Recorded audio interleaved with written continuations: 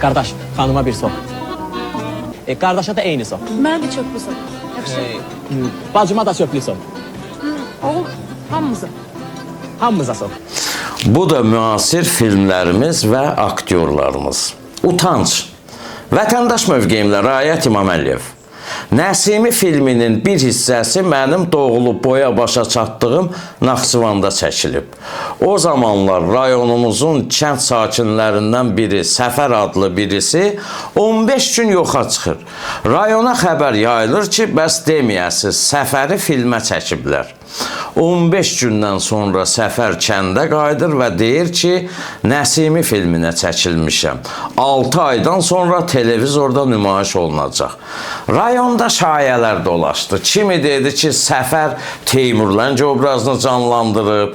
Biri deyib, yox, elə Nəsimi Səfərin özüdür. Xülasə. Bu 6 ay ərzində Səfərə hörmət birəmin artır. Toylarda ilk çıxış Səfərə verilir. Rayon rəhbərliyi tədbirlərdə Səfəri başda oturtdurub söz verir. 6 ay keçəndən sonra Kommunist qəzetində yazılır ki, axşam saat 9-da Nəsimi filminin nümayişi olacaq. Kəndin mədəniyyət evinin klubuna bir televizor qoyurlar və bütün kənd əhalisi kluba axışır. Birinci cərgəti skameykalara da güldən, döşəkdən, zaddan düzüb heç kəsi qoymurlar ki, burada rayon rəhbərliyi və Səfərin ailəsi oturacaq. Kino başlanmasına 15 dəqiqə qalmış rayon rəhbərliyinin nümayəndə heyəti və qırmızı qalstukda Səfər yanında da ailəsi kluba alqış sədaları altında daxil olaraq qabaq cərgədə otururlar. Kino başlamazdan öncə Səfərin arvadı fikirləşir ki, birdən Səfər orada padişah qızına eşqizad eləsə, axşam onun basıb gözünü çıxarmasam, dədəm Əlimərdanın qızı deyiləm.